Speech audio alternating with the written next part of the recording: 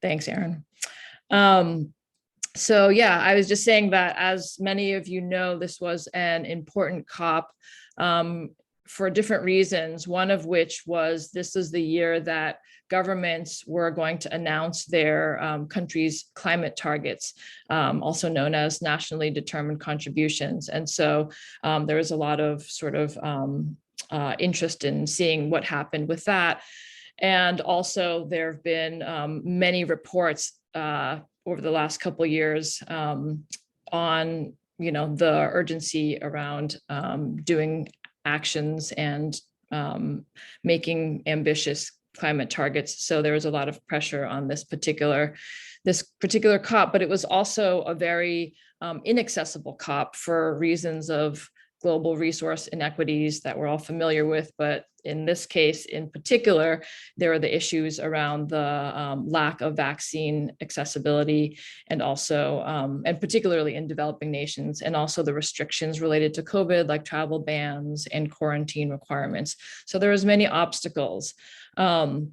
There was even limitations for those who were able to get to Glasgow because there were, issues with space restrictions around COVID, et cetera. So there was many challenges, but despite that, some of us were able to get to Glasgow, and we, of course, wanted to be there so that we could make our voices heard and not let there be a vacuum of alternative kinds of narratives and what we were demanding and calling for. So TUED was able to organize meetings and we tried to make them as accessible as possible, even to those who weren't in Glasgow, by holding online and hybrid meetings. And tried to encourage as much participation and voices from the global South to be part of those conversations.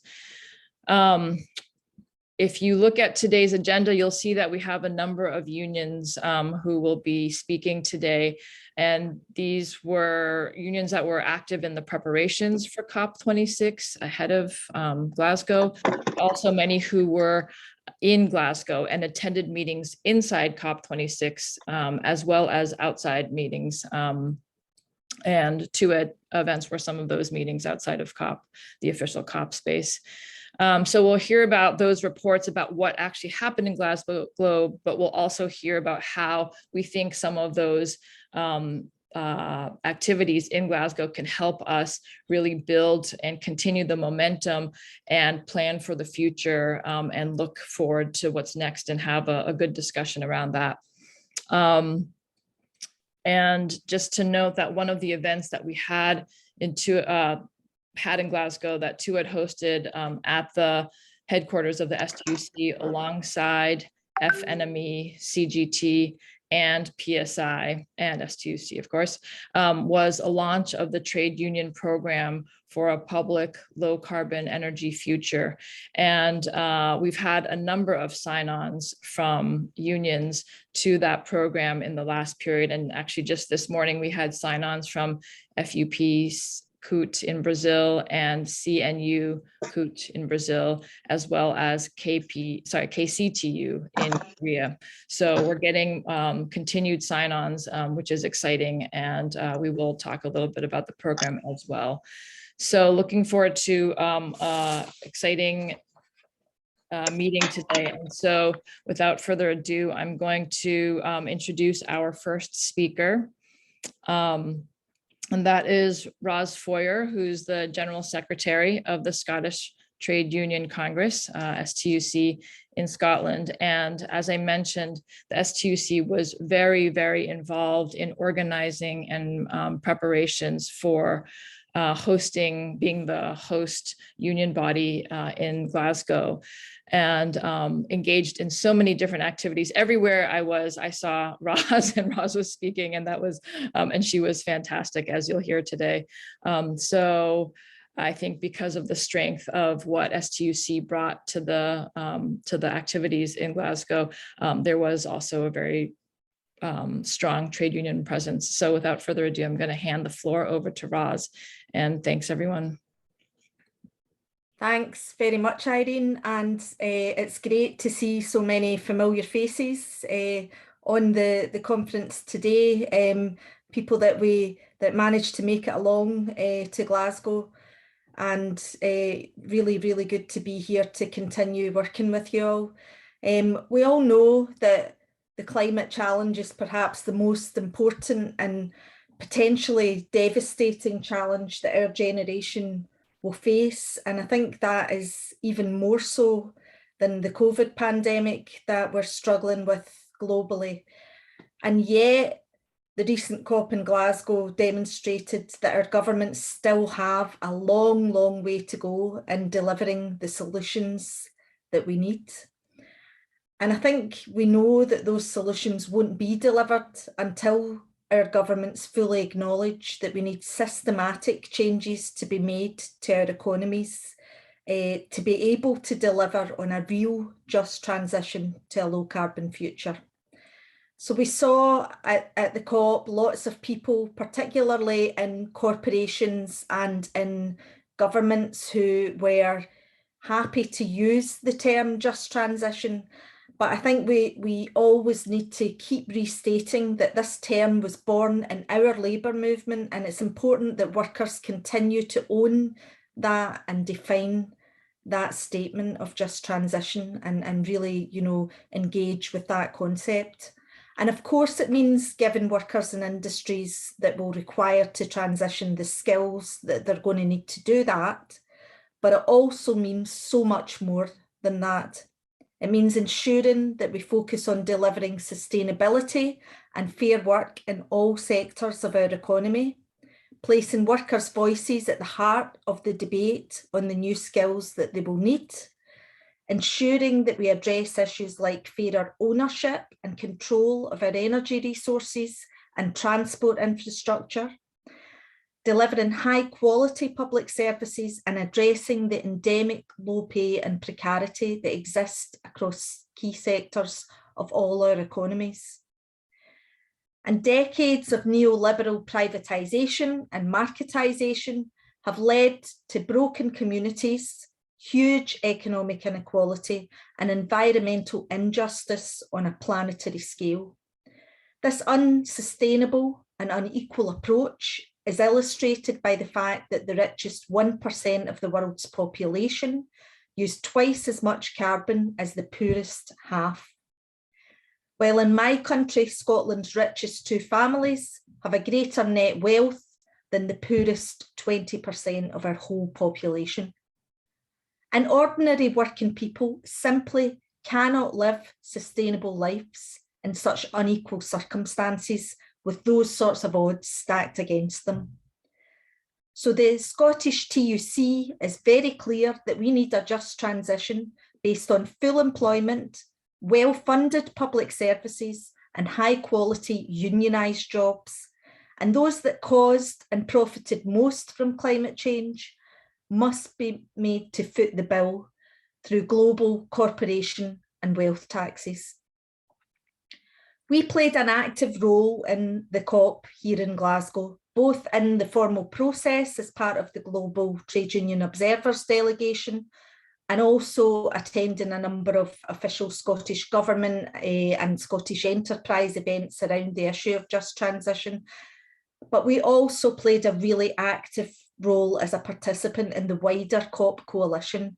And that was the coalition that organised most of the external protests and the external fringe events and meetings that took place in and around the COP. And the formal COP for me was, and I'm sure for many trade unions globally, was pretty disappointing. It didn't deliver on the sort of measures that we know are essential. However, I think that we have to, acknowledge that some modest progress was made on the concept of just transition from the viewpoint of getting more text on just transition, on labour rights and on human rights into the main agreement, rather than it only being mentioned in the preamble to the agreement itself, which was the breakthrough that was made at Paris. But much more exciting for me was to see the way that the social movements outside the COP are beginning to join up the dots. More exciting for me was building connections with trade unionists, climate and social justice campaigners from right across the globe, and realising that we need to build a strong, unified campaign for systematic change. And it was so good to see young climate strikers on the picket lines supporting striking local government workers here in Glasgow, and vice versa, to see, you know, workers from our industrial disputes here in Scotland joining young climate campaigners and realising that we shared the same fight. And I think it is evident that there's a growing realisation right across civic campaigning organisations and environmental campaign groups that climate justice and social justice are codependent. Now, when it comes to how we actually deliver a just transition, I want to be really honest. Scotland's track record on renewables might look impressive in terms of deployment, but it's actually led to real scepticism in parts of our trade union movement about the benefits of climate action being able to filter down and affect in a positive way our working class communities. Over the past decade in renewables manufacturing, we've seen over £5 billion worth of offshore wind contracts literally being offshored to the other side of the world, and a complete failure by our governments to build a manufacturing capability here in Scotland to compete for the work of building the turbines that now populate our oceans. But at a Scottish Government level, I think we are beginning to see a growing acknowledgement that much more needs to be done and a proper industrial strategy needs to be enacted. We've got a new Just Transition Commission focusing on delivery in key sectors, and that's just been announced and relaunched by Scottish Government, and I'm pleased to see that we have extended the amount of trade unionists on that commission. We now have 3 General Council members from the STUC represented on that body, so that's a strong trade union voice for taking the development of that agenda forward. And there's a lot of potential opportunities coming from across Scotland's economy to build sustainable green jobs. STUC research launched earlier this year showed that with the right levels of investment, we could actually create 360,000 green jobs here in Scotland. But instead of its current levels and at the moment, the UK government's investing about £180 per head of population in green jobs. We really need the UK to be investing at levels more like the US, which is about £3,000 per head of population. So they have to up their level of investment. And that's why the STUC is campaigning for radical intervention by government, both fiscally, but also democratically. Central to our campaign is the need for increased public ownership and for re-empowering our local authorities and communities to deliver change, whether that be energy efficiency in our homes, our bus and train services, or our energy systems. Because to us, a just green future can only be built on public investment, democratic ownership, and a strong domestic supply chain. So what the trade union movement wants to see here in Scotland is, first of all, regulation. We need to ensure that the shift to a low carbon economy promotes fair work and good quality jobs. The Scottish Government and Crown Estate Scotland need to ensure that leases are only granted on the condition that developers meet strong fair work criteria and support jobs in local supply chains. We don't want any more offshoring jobs halfway around the world. We need to build those local supply chains. Similarly, at a UK level, the Contract for Difference funding scheme needs to be reformed to ensure that subsidies are not simply given to developers, regardless of whether they support local supply chains or offer high quality unionised jobs. Secondly, we need to address ownership. Experience from countries around the world shows that publicly owned energy systems are not only possible, but are actually preferable to the UK and Scotland's highly financialised model of private sector dominance. At a UK level, we'd like to see the grid being taken back into public hands And in Scotland, we would like to see a publicly owned energy company that invests upstream in renewable energy generation and local authority-led green retrofitting of our housing stock. And thirdly, we need more trade union recognition and collective bargaining.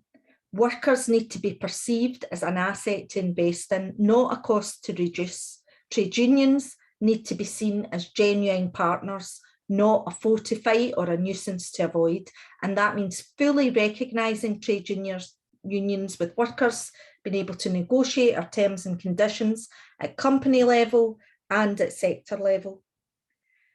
And in the immediate period ahead, we will have a number of opportunities to progress this agenda. We're just about to run into local government elections this coming May, and we'll be able to campaign hard to bring our bus services right across Scotland back into public control. There's also significant investment being offered in a deep retrofit programme for housing, but again, we'll be linking in with the local government elections and demanding that this is local authority led, with local authorities directly employing the labour that will carry out that retrofitting. And next April, Scotland's rail services will be taken off the private franchiser and brought back under public control. But these rail services need investment. They don't need the 12% cuts that are currently being proposed.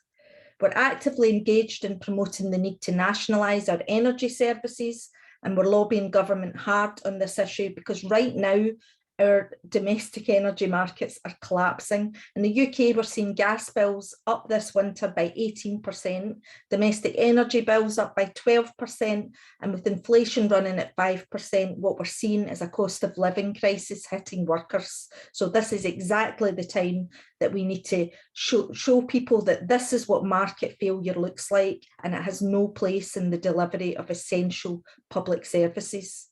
So we've got a lot to do to secure the type of just transition that we as trade unions want to see.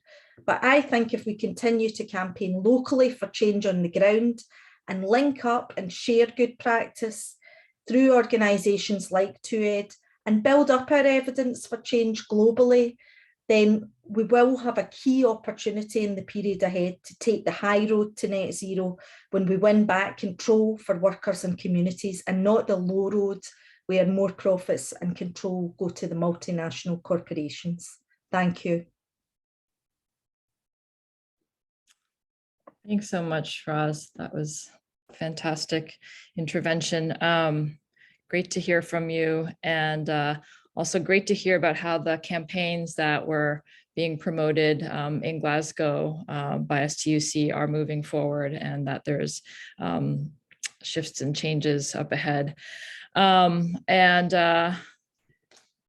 Definitely important to think about the linking up of our unions as well as social movements, and look forward to building on that off of what's happened in Glasgow this year. So thanks so much for your intervention. And we're going to move on to hear from Romain Descot from CGT in France. Romain is the Confederal International Advisor of the union and was in Glasgow. And let's see if I can find you, Romain.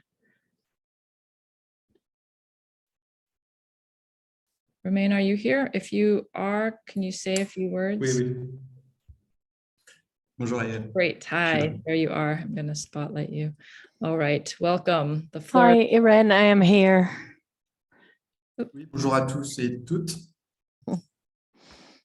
Oui, bonjour à toutes et tous. Merci.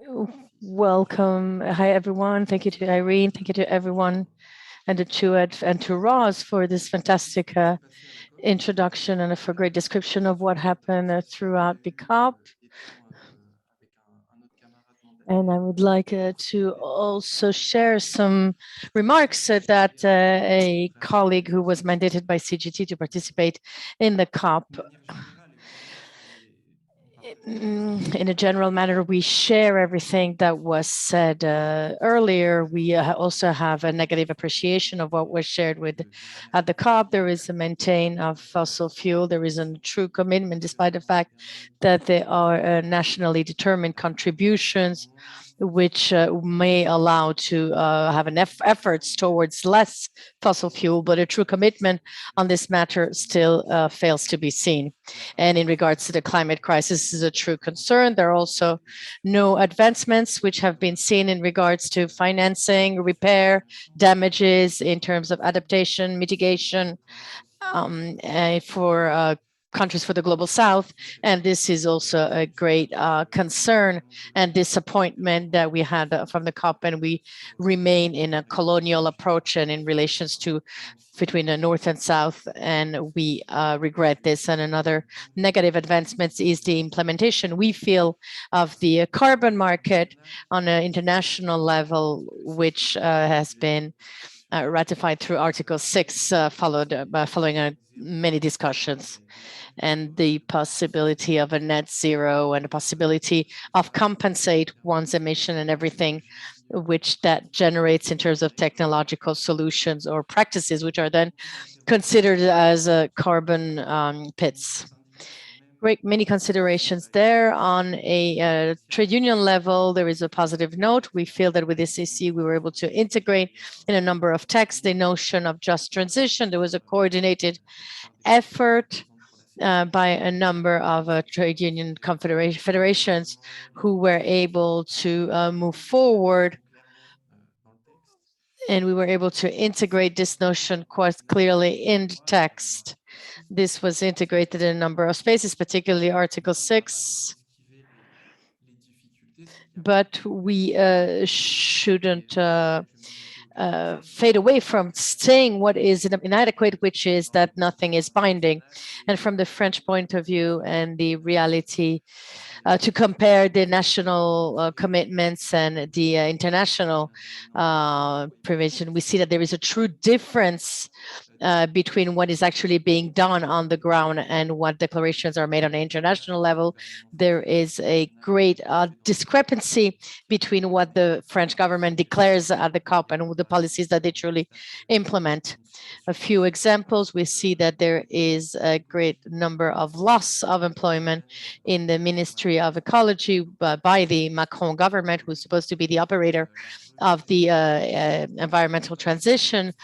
There is also the rejection of a number of ecological projects, some carried by CGT in regard to circular economy, and a number of other projects. Of course, we see that there is still privatization, the failure to truly commit to rail transport, and the negotiations. We were able, through our work at CGT, we're able to block the privatization of EDF, which is and for their energy sector, and all the attacks that exist in regards to the rights of workers throughout the country. So there is very often a great discrepancy between what the government declares at the COP and what they actually do on the ground on a national level.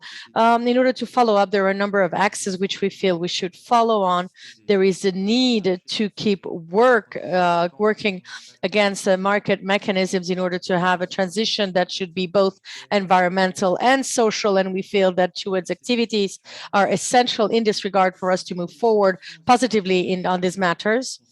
In terms of technological solutions that were made up by multinationals, particularly when they claim to aim for net zero, we must repeat and clarify that the way these technologies are implemented, the way investments are generated, and because they're linked to profit, many things remain impossible. And we need to work on the rights of citizens, particularly on the projects for net zero within corporations, which are very often fake and useless. Most importantly, from our point of view, we feel that some struggles are led in a number of sectors and companies. I will take the example in a Total plant, which is currently being restructured, rather closed by the company. And they are selling some projects for trying to develop a green hydrogen, but it's only a small part of the company. They actually want to treat methane. And they're using this as to greenwash the image of Total, which is one of the worst polluters And on the other hand, they keep massively investing in terrible projects, for instance, in Uganda and Mozambique, where pipelines will go through dozens of natural reserves. But then there are, we see that there are some companies who truly want alternatives, who create jobs, who want to train people to have the adequate skills. And for these workers in struggle, and we have to work with international dynamic, and we need to create these links so that they make sense, so that we're stronger. We've mentioned energy and transport, but we should also think of health beyond the dozens of local industrial struggles that we lead, but we must think of restructuring our activities and how we can create a true dynamic from the ground that will lead to international campaign and true solutions. I believe that gathering and working around common projects will be essential. And we felt that at the CGT, we also held a forum with TUED in June, and we feel that one of the central matters is to manage to build mobilization. We see that we must be present in the public space, or at least that's what we're convinced of as trade unions. We must be present with our allies, and this must be translated by in mobilization that will force the media to view the role of trade unions in these struggles, and will move our governments to act towards true action. Thank you very much. Thank you so much, Romain, for those words. Excellent. Yes, we have been hearing this theme repeated now, just the need for trade unions and social movements to really come together, that there are commonalities that we can organize around and help us really mobilize people across sectors, and with a focus on ownership issues and control, and we get to build off of that as we move forward. So let's see, the next speaker we're going to move on to is Luz Gonzalez. She's the advisor and National Secretariat of Environment at CUT Brazil. Luz was also with us in Glasgow, and was there with some other of her comrades from CUT Brazil. So I'll hand the floor over to you, Luz. Welcome. Gracias, Irene. Thank you, Irene. Voy a hablar en español, entonces. I'm going to speak in Spanish. Bueno, muchas gracias por la invitación. Thank you very much for the invitation to speak here. Daniel Gallo,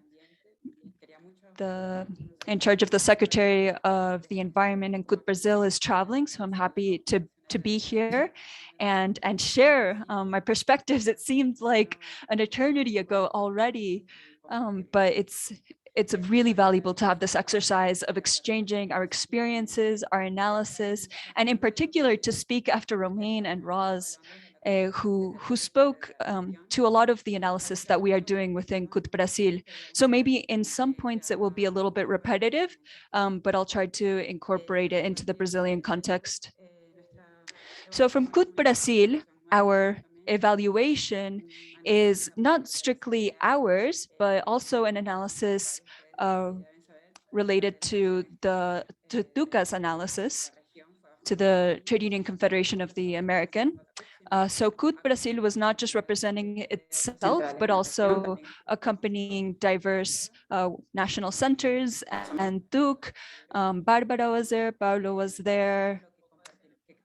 And I would also therefore like to make my remarks representative of our collective participation in COP. So previous to COP, we shared some of our expectations with regards to the conference, and honestly to the absence of high expectations, because, and I think that was confirmed, the final results of the conference, I would echo that were extremely disappointing. As Roz and Romain already said, We also evaluated that the results were insufficient, and there was a very strong presence of corporations, of private capital in this conference particularly. And this was a product in part due to the absence of, and we know that this was justified by the pandemic, but the absence of participation from the Global South, from trade unions of the Global South. And of course, those are the countries and those are the workers that are most vulnerable in the climate crisis. And therefore, those needs, those demands that reflect the interests of the Global South working class were not represented and were not taken into account for the final product and results of the conference. With regards to the parallel schedule, the parallel agenda to the official COP26, there was, for example, conferences and interventions about international participation in a just transition. And I want to highlight particularly South Africa's interventions. Those are really important, but often what they do is legitimize to some extent the final results. And so we want to say that there was an absence of democratic participation and transparency in how participants were taken into consideration for the final remarks. In the case of Brazil, Brazil committed itself to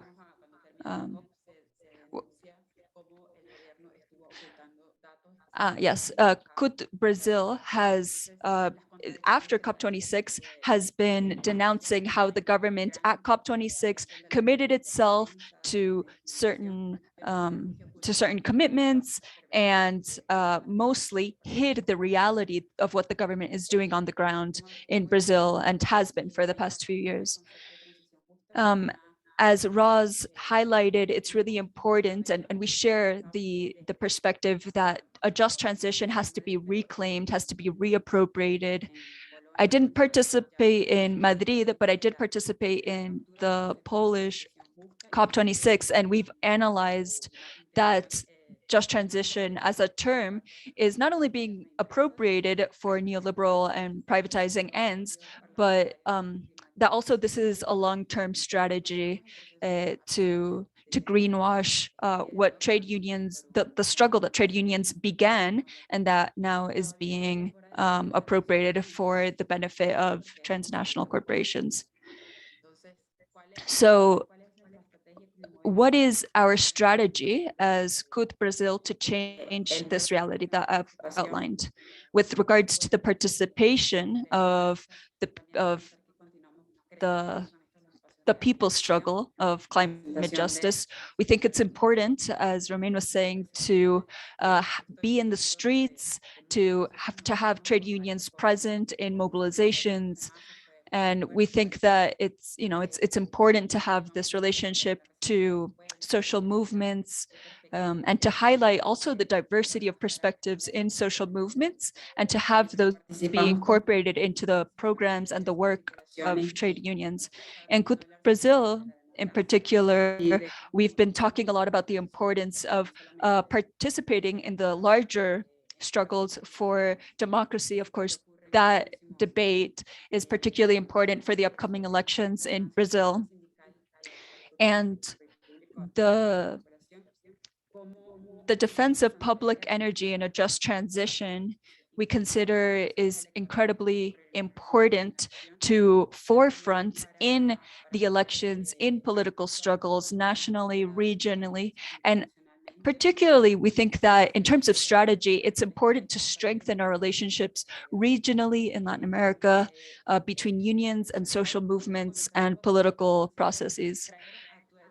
And we talked about the importance with TUED about highlighting the experiences from the Global South, from Latin America, to highlight the experiences and the struggles for a just transition, and to highlight the contradictions that exist within Pensar posibles acciones de conexión. within the Latin American political environment. So for example, the greenwashing of the large multinational companies that are now participating in renewable energy, that are participating in the installation of massive solar wind projects across the region, and how, as trade unions in the region, we can together collaboratively develop a strategy to counter that process.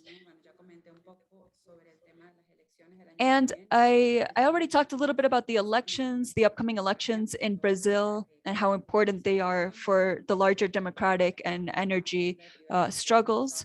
We think that it's important to keep in consideration that under Bolsonaro in the past few years, privatizations have advanced a lot, and that has consumed a great deal of our time and organizational capacity to fight off. But we think that it's important to continue to build these these long-term visions that consider planning. It's excellent to see you all here, and let's continue fighting together. Thank you.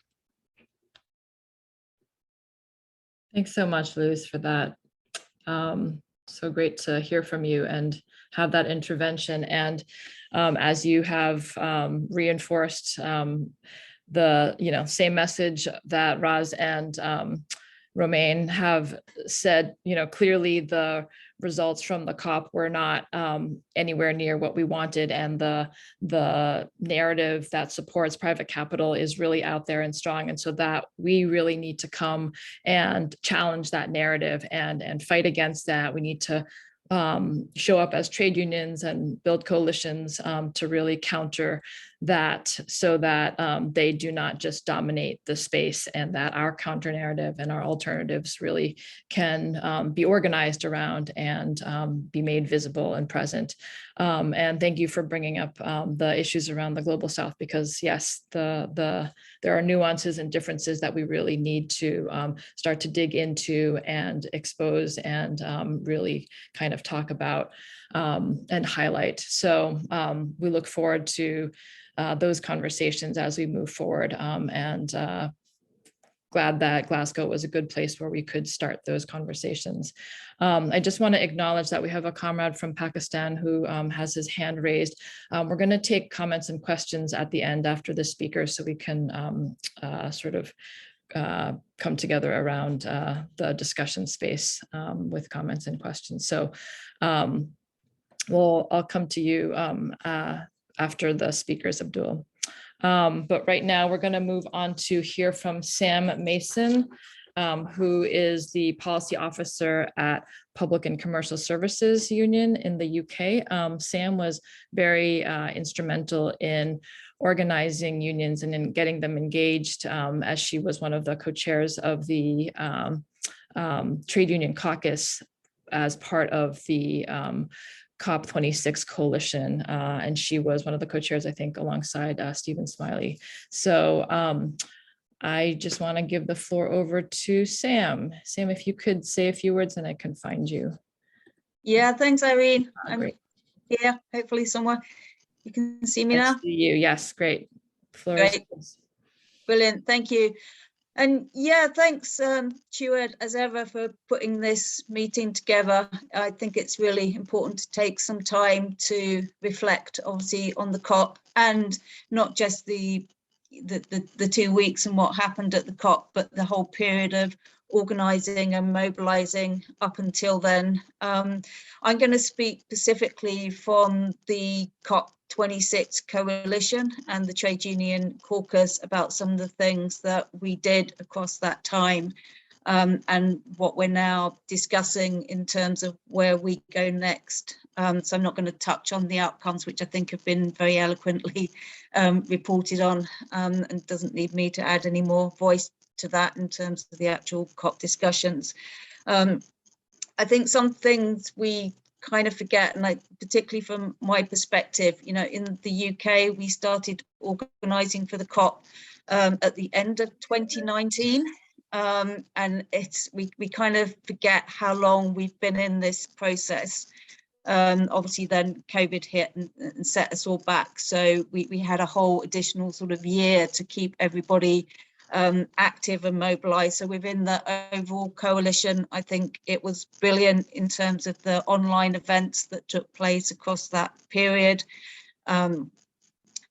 called From the Ground Up, where it enabled to curate various discussions that were much more politically focused, and where we could touch on some of the issues around public ownership, for example, some of the TUEDs, and get a bit deeper into some of the critical conversations that we need to be having, and across a multitude of groups. And I think that message about coalition building is very well heard. And you know, from our perspective, in terms of the coalition and particularly the trade union caucus, I think we felt that we achieved what we set out to do, at least from the trade union caucus. You know, we were explicitly not going into some of the trade union policy because we didn't want to get diverted around some of our disagreements in the trade union movement, but we did want to make sure that we got trade unions actively engaged and mobilizing for the COP itself and coming out on the 6th of November, particularly for the Global Day of Action. So from that perspective, certainly in the UK, and obviously the demonstration in Glasgow was fantastic, and the trade union bloc in Glasgow, you know, we probably couldn't have pictured it any better for how that worked. And elsewhere across the country and in other countries as well. So I think, you know, that's something we can sort of feel like, yes, we can claim a success on that. But obviously there's now an important point to go forward. And having said that, we did kind of kick into the long grass some of the more difficult conversations. We have had one follow-up meeting as a caucus since COP, just to get some general feedback and reflections. And I think one of the really interesting things, obviously the work of TUED, the launch of the programme, is something that comes up continuously in our discussions. And I think that's obviously really helpful for us and those in trade unions that are already involved with the TUED initiative and have already signed up to the programme. That there clearly is a desire to have more discussions around this as well. I think what's also very clear, there's a strong desire to carry on as a trade union caucus, not just in the UK, but really building on the international links which we made. And, you know, we dedicated a few of our meetings, but always tried to have international speakers in our meetings as well. I think we've recognised also with, obviously this was an important COP because of the 5 or what became 6 years, but with the need now to really look at this as an annual event of importance, given where we are in terms of climate change and the measures and action that needs to be taken. So I think we certainly want to carry on mobilising as a trade union caucus, and very much as we have done, focus more around the grassroots basis of trade union, trying to get into the level of the shop floor, if you like, and linking that into our industrial disputes. Our last meeting pre-COP was actually showcasing the number of industrial disputes and linking those to all these discussions. And I think Ros had already mentioned about, you know, that solidarity in Glasgow with the cleansing workers and the GMB strikers. And, you know, and I think we've really got to ramp up trying to build that link, so it's not seen as something abstract within our movement. So it's not just something we've done for the COP, that we go on doing that continuously now. So we'll certainly go on continuing to build that solidarity. And, you know, I think it's just useful to remind as well that the TUED paper that was written a few years ago around building social power. And I think that's really how we have to see it across our coalitions and with the wider climate movement as well.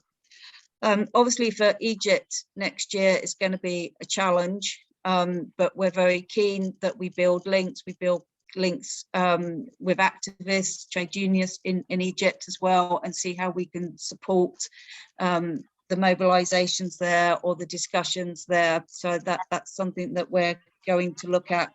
But I thought it was really interesting what Luz has said also about democracy, because certainly from a UK context, whilst there's a very high level of distraction going on about COVID and Christmas parties that were happening within the centre of the UK government last year, there is some very, very repressive legislation that's going through, a lot of anti-trade union legislation. We've got a ramp up on the policing bill, which is going to imprison and basically make protests illegal. I mean, that is in England and Wales. Fortunately, some of this is not going to apply to Scotland, but there's a lot of stuff going through at the moment, and we can't lose sight of that. And I think we also need to see that, you know, not just in a national context, but in an international context about what is going on, because we see similar things in other countries. Well, I mean, in Australia, it never ceases to amaze me that we just think it's happening here.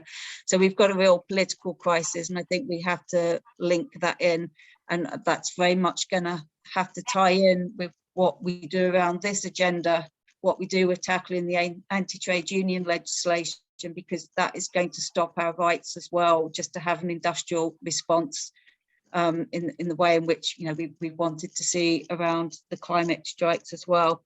So I think I'll just leave it there. We will be having our next trade union caucus meeting on the 18th of January. Everybody is invited to come to that. If you're not on our trade union caucus list, we can very welcome to add you. And as I said, really do reach out to our international comrades as well to be part of these discussions. Thank you, and solidarity to everyone. Thanks so much, Sam. And Sam, if you have any links for the January 18th meeting, feel free to pop them into the chat so people can register, whatever the process is. So thanks for that. And thanks for really sort of sharing with us the preparation and the sort of movement building aspects of what you were able to do for COP26 and moving forward, and also how the other kinds of anti-union legislation really needs to be looked at, challenged, and organized around alongside with the climate work, because one obviously impacts the other. So thanks for all of that context. We're going to hear next from Rodolfo Kempf, who's the Energy Transition Coordinator with the Argentine Workers Central Union, CTAA, in Argentina. And Rodolfo was in Glasgow as well. And we look forward to hearing his perspective, and also perspective from that part of the world. So Rodolfo, if you are here, if you say something, I will be able to find you. Bueno, un gustazo. Hola a todos. Yes. Hi, everyone. It's a pleasure to be here. It's lovely to be able to see you again, hear your voices. Rose, Romain, Luz, Sam, thank you for those interventions and for sharing your unique perspectives with regards to your participation in Glasgow. The document that we presented on the 4th of November in STUC was not only very well received, but it has also already begun to play a catalyzing role in uniting many of the discussions that we've had within CTAA. We had diverse discussions within the union about energy, and this program has really helped us to centralize and focus on our next steps and on our vision.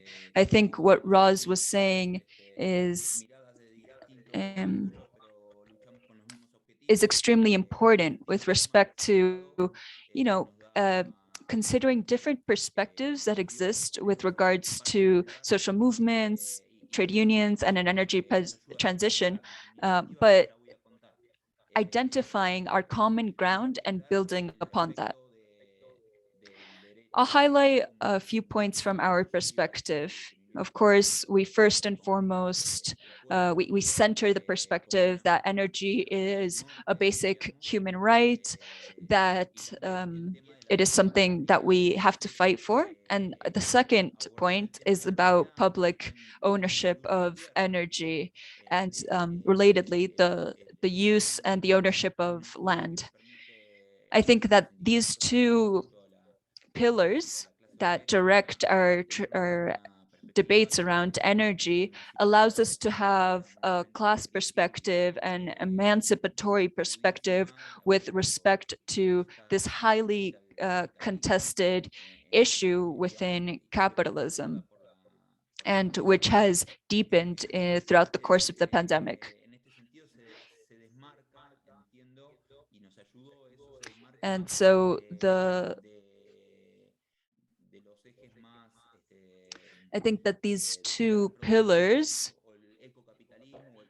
allow us to challenge green capitalism, because by challenging the who is energy for, and what are the uses it's applied to, I think that we question the heart of some of these debates around energy and around how to organize society, particularly.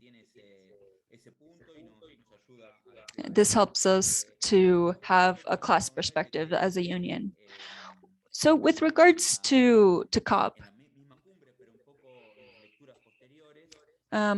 we've had a lot of internal discussions within the union about our analysis of what happened in COP26.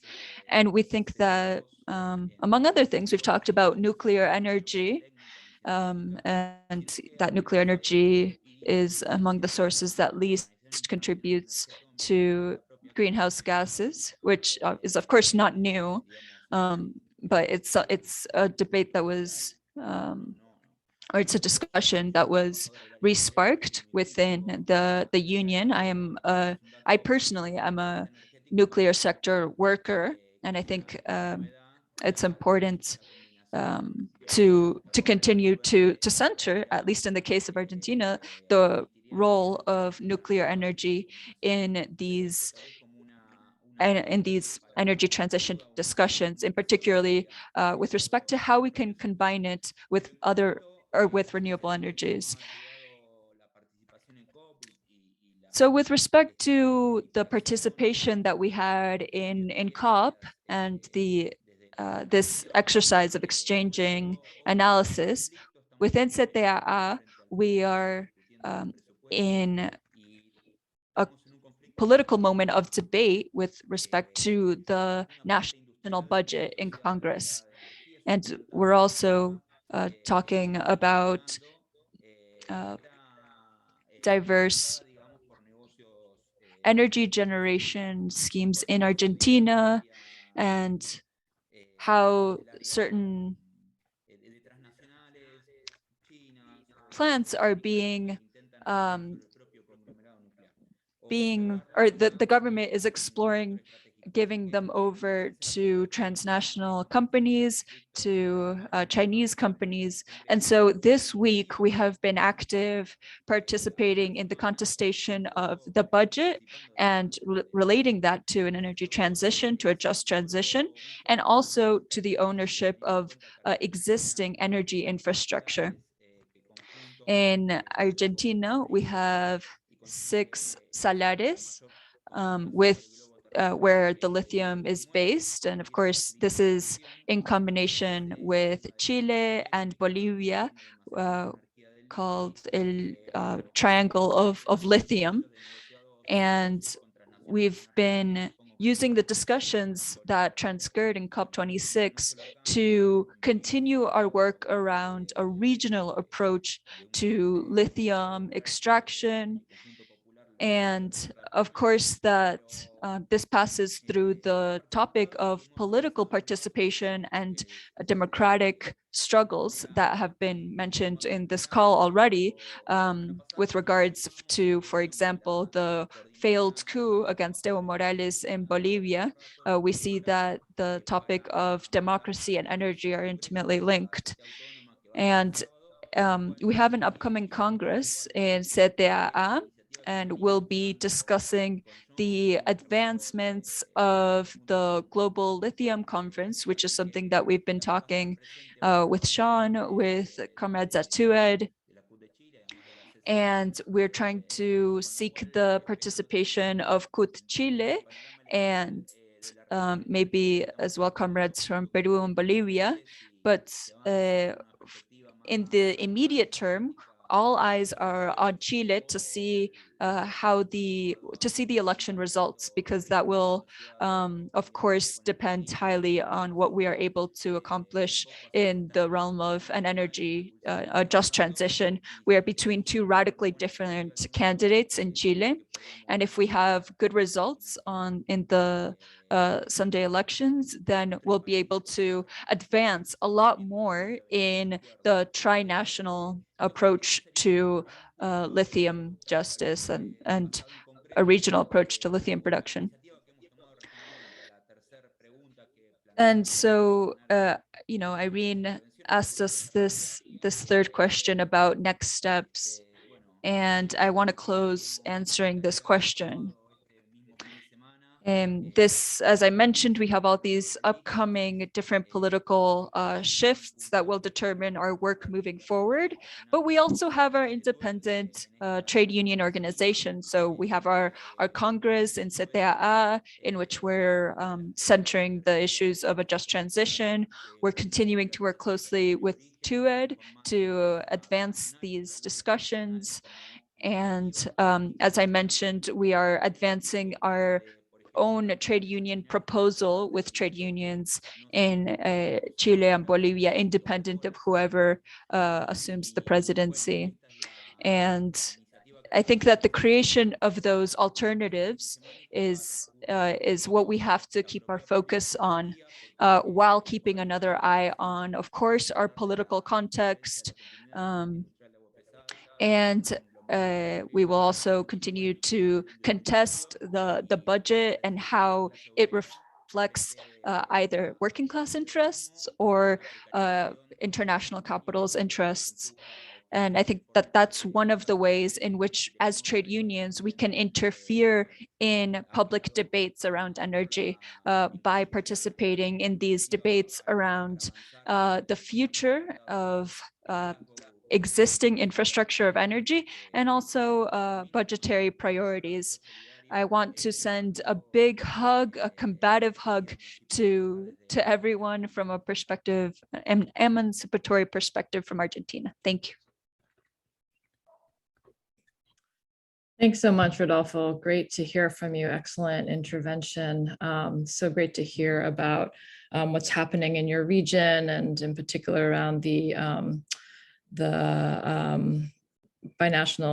possibility of the binational company around lithium. Very exciting.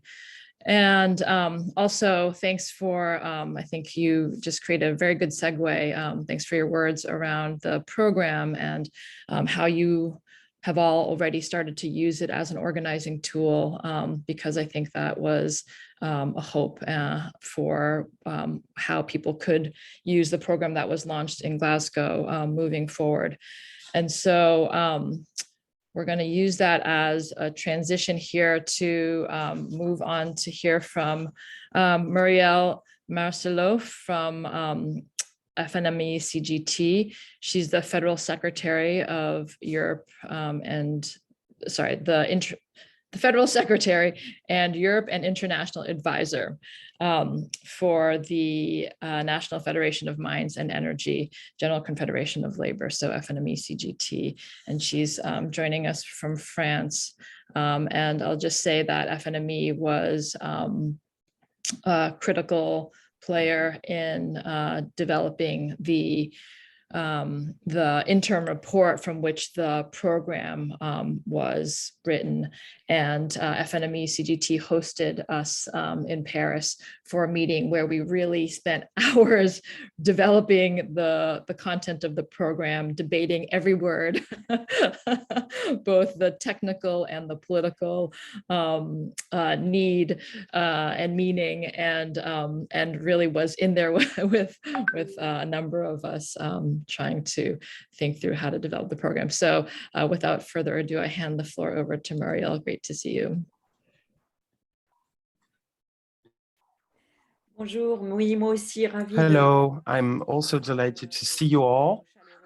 And I warmly welcome everybody and salute you in solidarity. So I would like to, as Irene said it, I would like to support all the work that was done during a process that lasted almost a year through the engagement of each of you within PSI and the TUED, and also the international representatives of the union movement who contributed to it. I would also like to thank my colleague Karine Granger, who's part of my federation and who was in first line for the federation that I represent, for all this work accomplished. And all this work around the technical report brought many reflections, analysis, and also field approaches from unions with different visions, but that could contribute to let some crucial elements emerge for energy challenges in the world. And we also hope that those elements will bring answers to the needs of all peoples. From this work, a union program came to life. Several speakers mentioned it.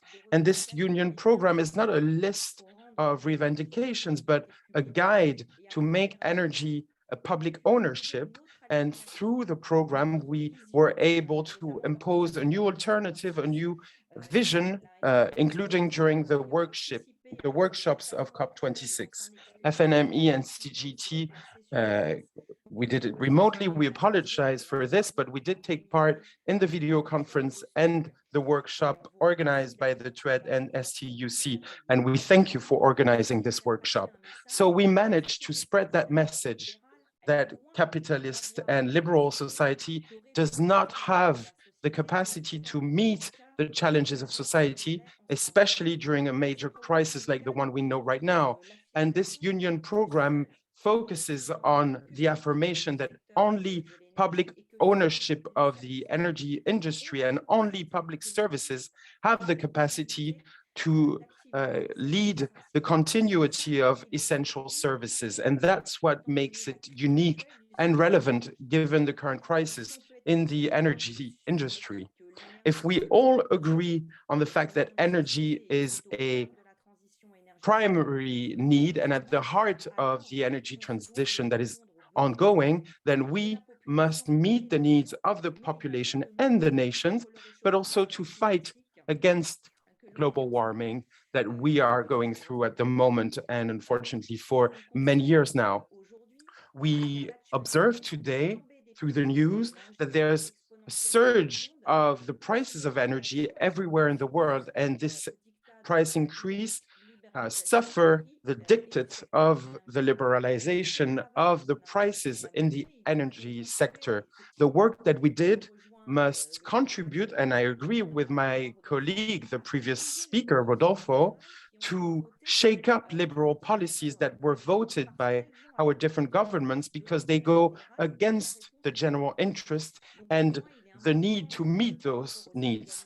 And for me, it's important, due to the increasing inequalities, and we mentioned it as well, to fight against energy precarity by having access to energy recognized as a fundamental right and advocating for reducing energy taxes, but also prohibiting energy cuts. Energy is a vital need, and we agree that it must be taken out of the market because it must be a public service whose core mission is to fight against global warming. as for S at FNME-CGT, in order to draft this union program, as Irene said, we based ourselves on our experience working on a project called the Energy Progressist Program. This significant work internal to our federation received a very favorable opinion from our unions, from our field activists, because it led us to have a reflection and think about the future of energy services in France. And we promote continuity of service, energy transition, of course, a just transition, and the safety of installations. And for this, we consider that we must have optimized integration of our infrastructures for electricity and gas, meaning that the different segments of energy industry must cooperate rather than scatter them around or making industrial groups financialized beyond the energy industry. We led that fight with the workers and pensioners. We've done so for 20 years, fighting against privatization. And unfortunately, our predictions are now coming to life. And in 2020 and this year as well, we built a large-scale fight against the government's projects aiming at destroying what is still remaining from the little public service around electricity and gas in France. This project called Hercules for EDF and Clamatieu for Engie had no other objective than to dismantle our companies. So we gained partial victory, let's say, because for now we were able to put a stop to this privatization, but it's not over and we haven't won. They will bring it back after the presidential election of our President Macron in 2022. So from the start, why did we win? Because we anticipated the intentions of the companies that are supported by the government. And that's an important aspect in our approach. And what really scaled it up is that we built this struggle for a project and not against their project. We had a counter proposal. And unlike the liberal political vision that was only based on closed meetings amongst the government, we managed to make elected representatives react in the departments and regions before the final project was released. So even the political representatives from the main party had to listen to our proposals and they had to recognize that they made sense and that there was somehow truth in our proposals and observations. And this is also why we took part in the drafting of this report and this union program for a public energy transition, because it was really close to our values and our union approach. So for us, it's like a manifesto to say stop to privatizations in the world, to a lack of regulations in the energy industry, and also to say stop to this deindustrialization that is increasing, at least in France, in our industries. And I agree with what was said in the debates. We must have a say as workers, as citizens, and as users in the decision-making processes happening, especially in public debates on topics around energy transition. And Romain said it earlier. In France, all our projects are discarded, not even taken into account in the public debate, when in the different territories we have projects that could be implemented and that could be an alternative to what this liberal government is proposing. So yes, it is about time to get public ownership of energy infrastructures that are crucial to citizens, but also to the economies of our country. And that's a democratic issue. And to us, public services is a symbol of democracy, and they must be the solution of an environmental transition for all, at least on our planet. So yes, indeed, I agree with what some colleagues said, previous speakers. we must create a front against liberal policies that work on the energy markets for profit after a COP26 that really looked away from the current challenges. And we think that this union program covers all these aspects. So we are satisfied to see that this struggle is extending itself and that we managed to lead this struggle collectively against governments that are trying to break our dynamic because it doesn't meet their interest for profits. I'd like to conclude by saying that we must believe and we must continue to make proposals for a better energy future. And I'd like to say that I agree with the increasing concerns. A question was asked in the chat that were highlighted by the different speakers before me around increasing inequalities, but also repression policies that are increasing everywhere around individual and union freedoms and the repression to silence any protest in all countries, and that's happening in France as well. So yes, this is a true challenge, and we need to bring a union global response. We must now determine how to work with this union program in order to extend it beyond further. Thank you for your attention. Thank you so much, Marielle. That was really fantastic. Really linking up on the ground, organizing that you all have been building for a long period of time to, and the temporary win, which is exciting, even though it's temporary.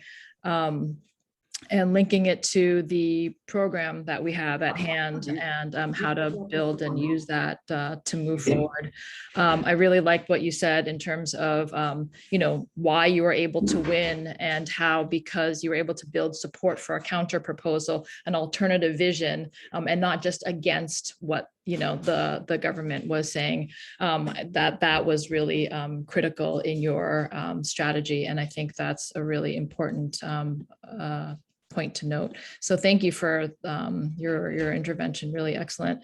And I think we're going to move on to hear from Sean Sweeney, who is, as most of you know, the coordinator of Trade Unions for Energy Democracy, and he'll close out the list of planned speakers, and then we'll hear from the floor.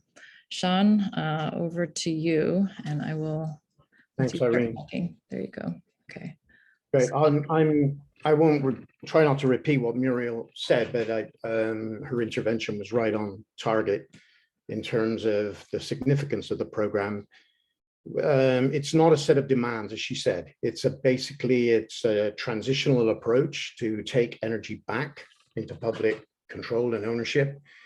As a movement, we've been consistent in defending public energy against privatization.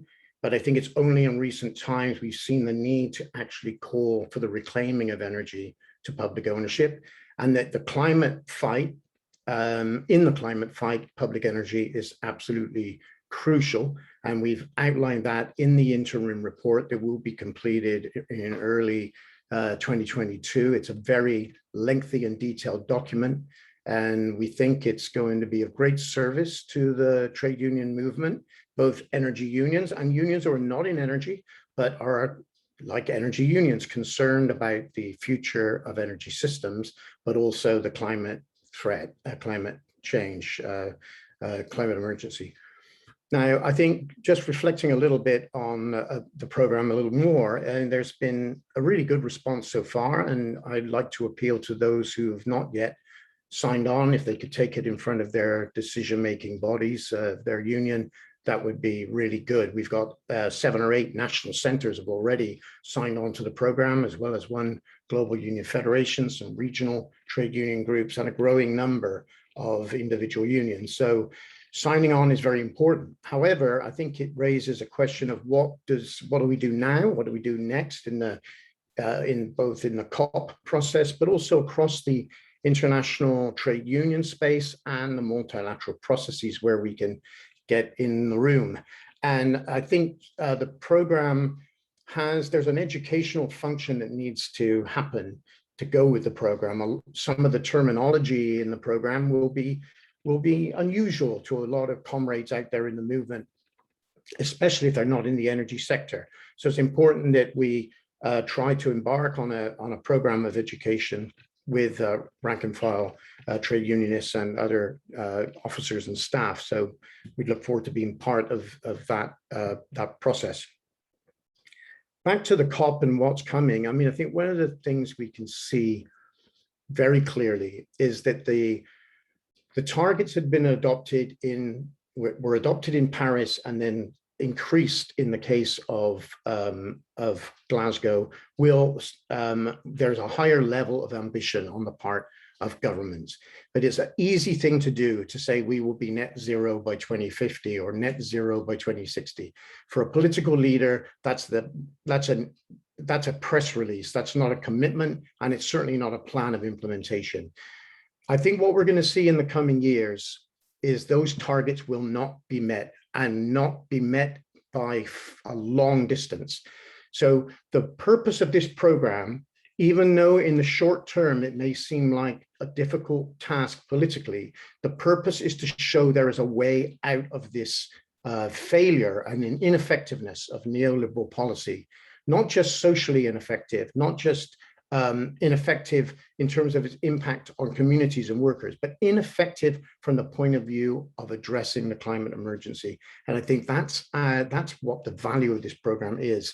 It's not just the defense of jobs, not just the defense of communities. It's actually an ecological argument that we're making, that public ownership of energy is going to be so crucially important.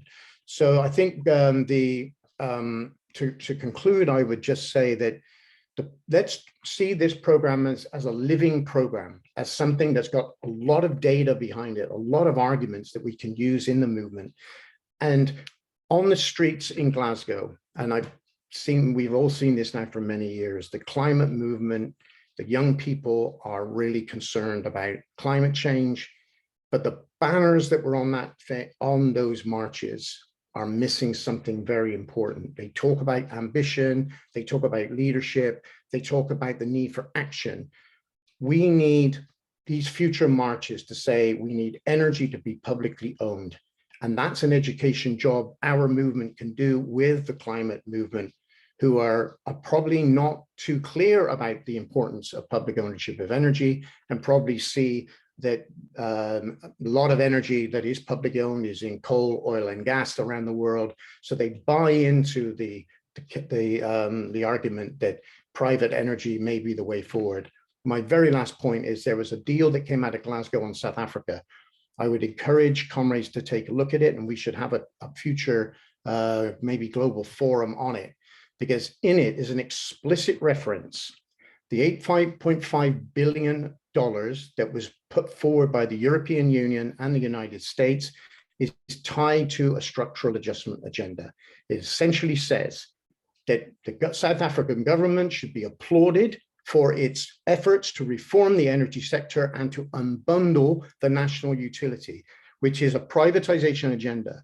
This is a structural adjustment measure that's being proposed right in the heart of that agreement. And the money will be conditional on the government in South Africa imposing that structural adjustment program on the people of South Africa and privatizing the energy system. Now, that same program is being introduced all across the global South and continues to be pursued in the global North. This is not peculiar to South Africa. So this, I think, underscores the importance of an alternative approach, and we will be continuing to work on the program and work with comrades in this conversation in the coming months, and I suspect years, because it's going to be a long-term struggle. So I'll stop there. Thanks, Irene, and thanks, everybody. Thanks, Sean, for the clarity of your intervention there, and what the possibilities are with this program moving ahead. And with that, that concludes the speaker portion of the agenda today. So we're going to move into discussion now. And I open the floor to anyone who wants to come in. I wanted to first recognize Abdul, but I think he may have left. Abdul, if you're still here. Yeah, I don't see him. So the floor is open to anyone who wants to come in.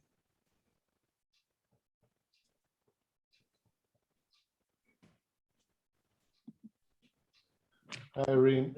David Boyes here. Sorry I missed the start of the meeting, but I wanted to ask Sean about the time he spent in South Africa to assess the impact of this South African energy deal and figure out what the ways forward actually are going to be. Because again, people are talking about this, 8.5 billion. And we've got to be able to show that these so-called green climate funds are focused primarily on market-based actors and solutions. So we have to arm the resistance, and possibly one of the first big fights is South Africa, as you sort of indicated, Sean. But any hints coming out of there that show us how our forces are lined up? Over.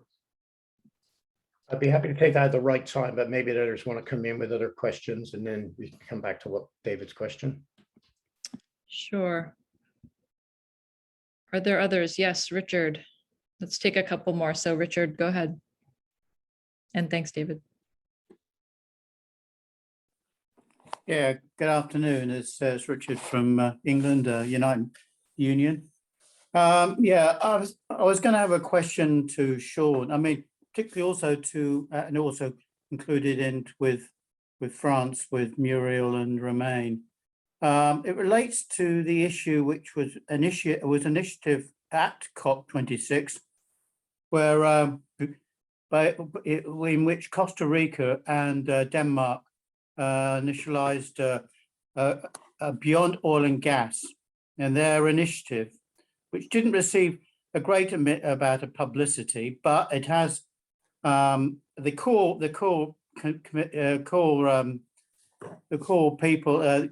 governments involved in it is basically Costa Rica and Denmark, and their commitment not to license any more oil and gas. And also the associated members are also France, who aren't fully committed to it. My question for Romain and Muriel is in fact that the whole question of Total and its investment in oil and gas in Africa, and also I think they're also partnered with Britain as well. That's that first question. Because I mean, to be honest, I think we're in a really life and death situation for the planet Earth, really. We're in business, I think, by 2030 on being able to shift the whole balance of power within the Earth system towards a new political economy. And energy is central to that.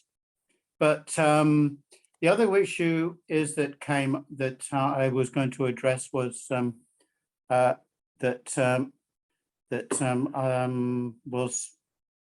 have to, well, actually, I'll come back on the second question, but later. Thank you very much. Okay, thanks, Richard. So if you want, you're asking about comments on the initiative beyond oil and gas that was put forward in COP26. Okay, anyone else? I see Mara. Welcome. Thank you. Mara Stevens in Costa Rica. I'm a member of the National Writers Union in the United States and its Freelance Solidarity Project. I'm very interested in learning more about what's happening in other countries,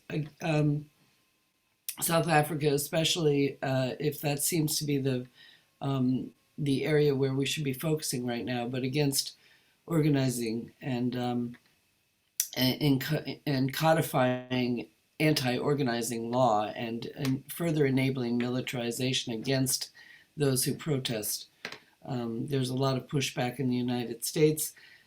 Costa Rica doesn't have much protest. It also doesn't have much oil and gas to begin with. So I just want to point out that its promise to get off oil and gas is virtually meaningless because we're 98% renewable energy already. So it really doesn't mean much. And many of these promises made by countries like Costa Rica and Sri Lanka are, they're hot air. Just wanted to point that out while I had the mic. Thank you. Thanks, Mara, and thanks for that that note. An important point, I think, in relation to the previous comments. Anyone else want to come in here? Jim, great, you have the floor, and then we'll maybe answer David's initial question and some of the others. Go ahead, Jim.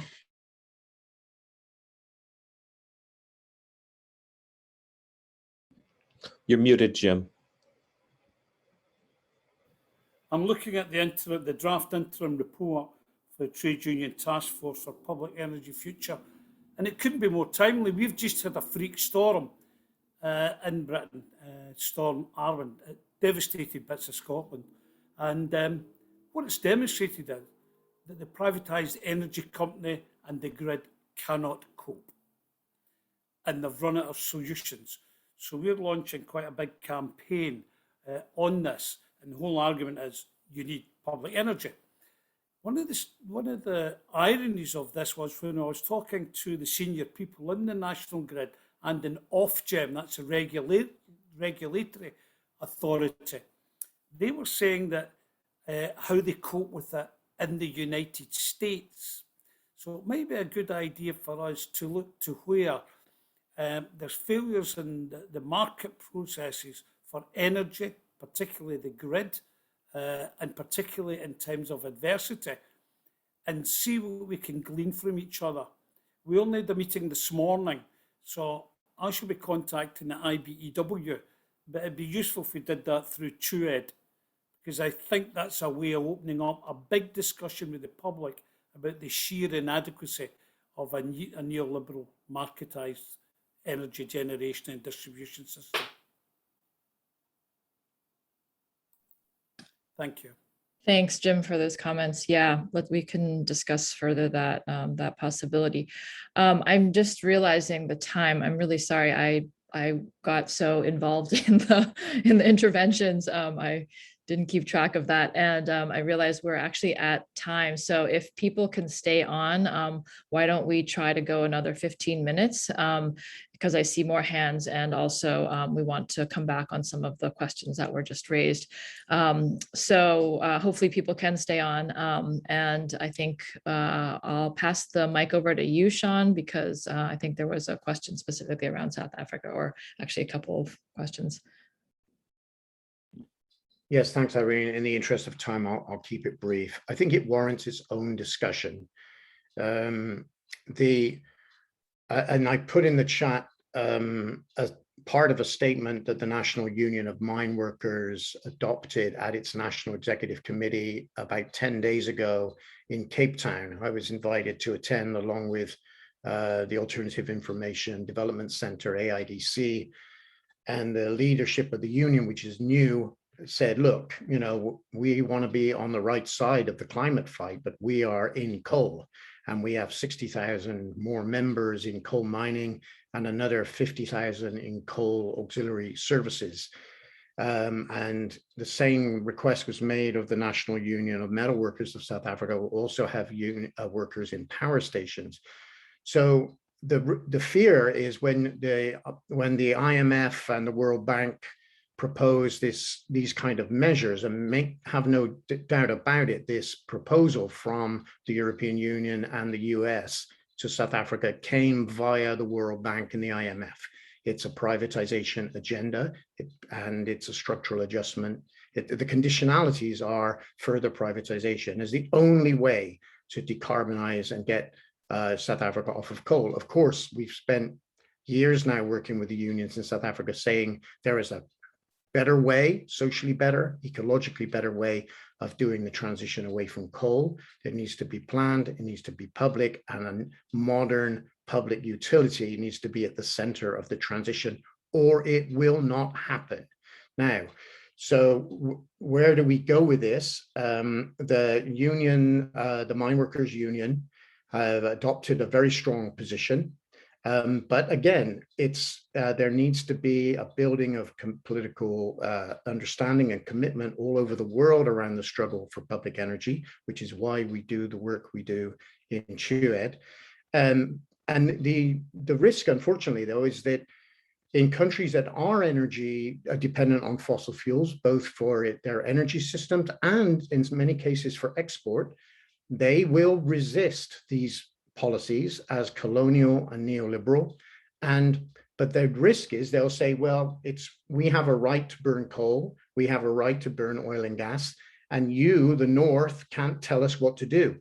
And we think that would be an unfortunate position to take, because it doesn't address the ecological crisis. So what we're trying to do with the Program for a Public Energy Future and the work we've been doing with unions around the world is to show that public energy is the way forward in terms of a transition. But South Africa is its own case, but it's got many common features with what's being proposed through the IMF and the World Bank, in the name of protecting the planet, which is what makes it most disarming for a lot of trade unionists, because we all want to address the climate emergency, but what's on the table is a market and a profit-based approach that we are opposing. So I'll stop there. Thanks, Sean. Thanks for that. Mansour, I don't know if you're still here, but you had raised your hand at one point. If you come back on, I'll bring you in. Richard, since you went already, let's go to Muriel first. Merci, Irène, merci. Yes, hi. Merci, Irène. Oui, j'ai participé à la COP26 en ligne, mais j'ai constaté que vraiment les grandes puissances, ils ne font rien. J'ai exposé trois problèmes en Tunisie, l'élévation de la mer. Mansour, Oui. I think you are speaking in the English. No. Thank you. Are you on the main floor? Thank you. Okay. I'm on the French. Great. Keep going. Merci. Okay, thank you.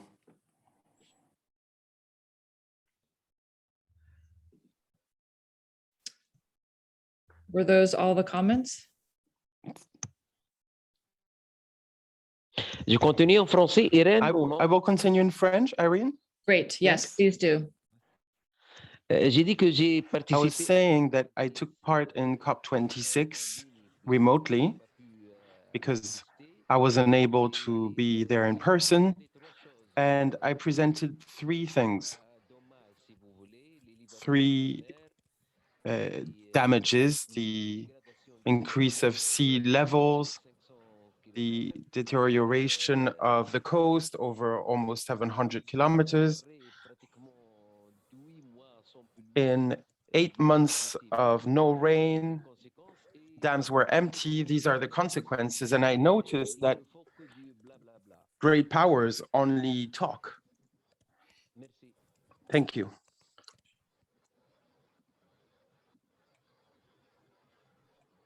Thank you, Irene. Thank you, Mansour, for that. Yes, and sharing with us what you presented there. The impacts are definitely devastating around the world, and in particular in places where the infrastructure doesn't exist to really bolster the resiliency. Muriel, let's go to you, and then Richard. Oui, alors j'espère avoir bien compris. Yes, so I hope I correctly understood Richard's question. So yes, indeed, oil projects from Total, I think it was in Uganda and Tanzania, and we spoke out against them because they were against human rights and against the climate. And actually during COP26, Emmanuel Macron took some time to rally the alliance of those 26 countries, demanding commitment to stop public support in fossil energies. But this agreement is quite limited and not very binding. So I don't know if there will be a lot of impact, but that could be the only project that could be questioned or abandoned. I don't know. But For the rest, Total is doing some greenwashing, but this is not true in the reality. So they continue to violate human rights everywhere they're present. And actually, we are concerned about a potential buyout of our company NG, which will soon be fully private, unfortunately. So we expect an EPO from this company. We'll see. I think Romain wanted to complete what I was saying. Please, Romain. Yes, just a few comments to complement what Muriel said. About this specific alliance, we should note that this alliance only includes new reserves at domestic level, at national level. There's another alliance which France did not want to enter around public support for new reserves and exploration at international level. So we saw that all national operators were included in the national alliance, but those who are very present internationally, like Total, were part of the other alliance. So we can see this double speech. And even at domestic level, there is a law in France that is supposed to go in that direction, done by the government, but it only includes future reserves, not reducing current operations. So that's another aspect. And to conclude, I would like to highlight the contradictory aspect of those stances during COP. And I think France got an award for this,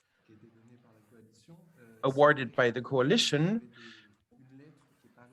A letter was published in the newspapers where Macron was advocating or supporting the Polish and Hungarian governments to include gas in the green tax, which is part of the directives from Europe for the reform of the carbon market. So I just wanted to clarify this and show you how those governments can have a double speech on those topics.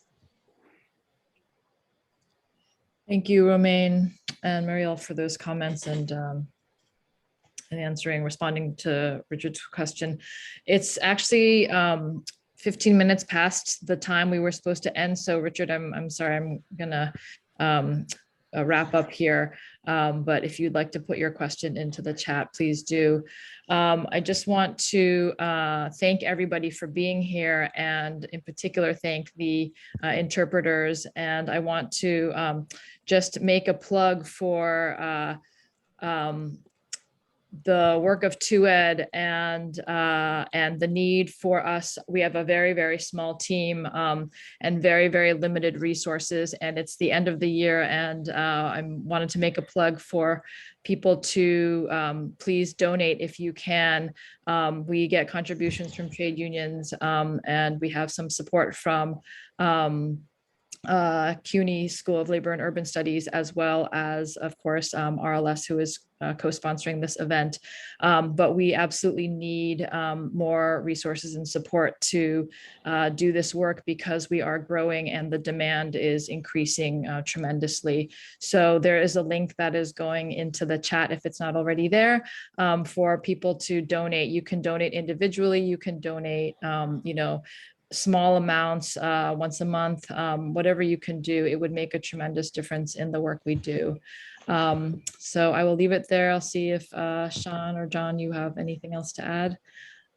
Thank you again for joining us today, everyone. It was a really fantastic discussion and very exciting, because oftentimes we organize to the COP and then sort of have a letdown, and then there isn't much more moving forward. But I think this time there's real momentum and people seem to be very excited. And I think it's both the work that, led into to the COP itself this year, but also sort of people's willingness and eagerness and commitment to kind of keep driving the work forward. So thank you to all the speakers. And if you would like to unmute and say goodbye, please do. And we hope to see you again very soon. Have a good end of the year and take care, everyone.